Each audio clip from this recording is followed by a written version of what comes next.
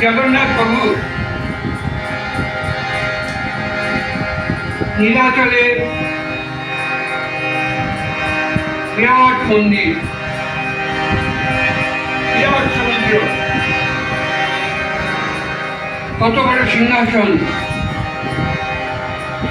যেন রাজপ্রাসাদ। তো কৃষ্ণের ওই রাজপ্রাসাদে রাজমহিষীদের সঙ্গে থাকতে থাকতে তার বৃন্দাবনের কথা মনে পড়ে গেছে। তাই ভাবছেন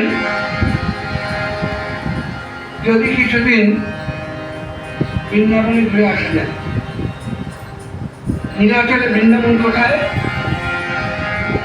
ওই গুন্ডিচা বাড়ি যেখানে, সেখানে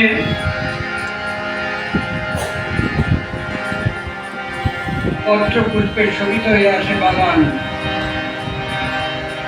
রাজ ঐশ্বর্য নেই।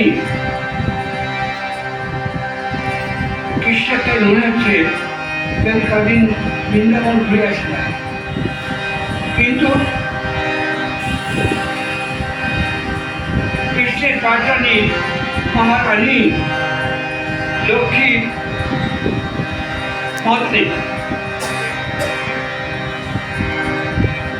কৃষ্ণ বলছে দুদিনের জন্য যাচ্ছি, দু-তিন দিনের জন্য যাবো, আবার ফিরে আসবো।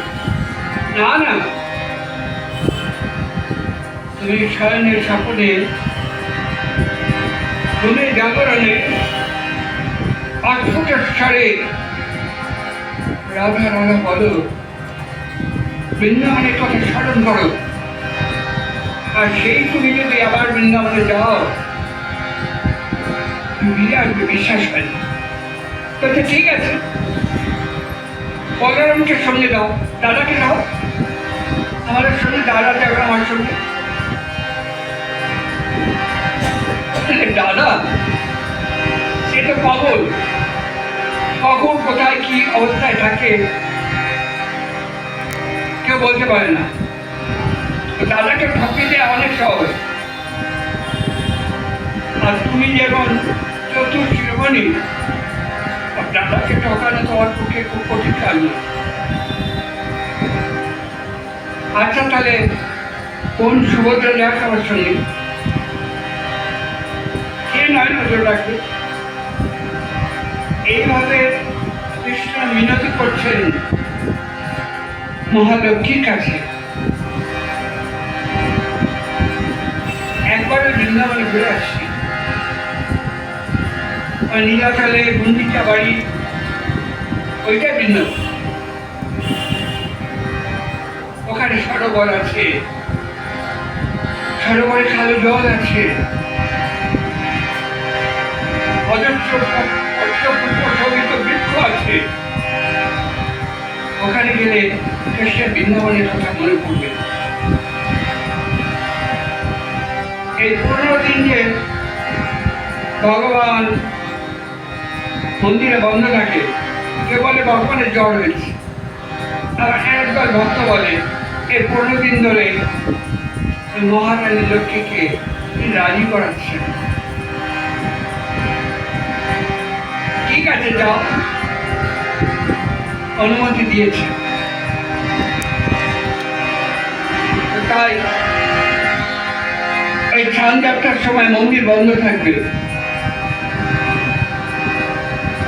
আর মন্দিরের বাইরে ভক্তর সঙ্গে মহাপ্রভু বসে আছেন। 15 দিন পরে নবকলেবরে জগন্নাথ প্রভুর আবির্ভাব হবে, আমরা নয়ন ভরে দেখব। আর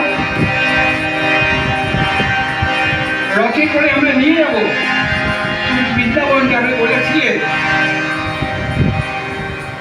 আমাদের মনোরথ ছিল, কিন্তু আমরা রথে করে তোমাকে নিয়ে যাবো বৃন্দাবন। তাই মহাপ্রভু তার সঙ্গী সাথীদের নিয়ে মন্দিরের দরজায় বসে আছেন। কবে দরজা খুলে জগন্নাথ স্বামী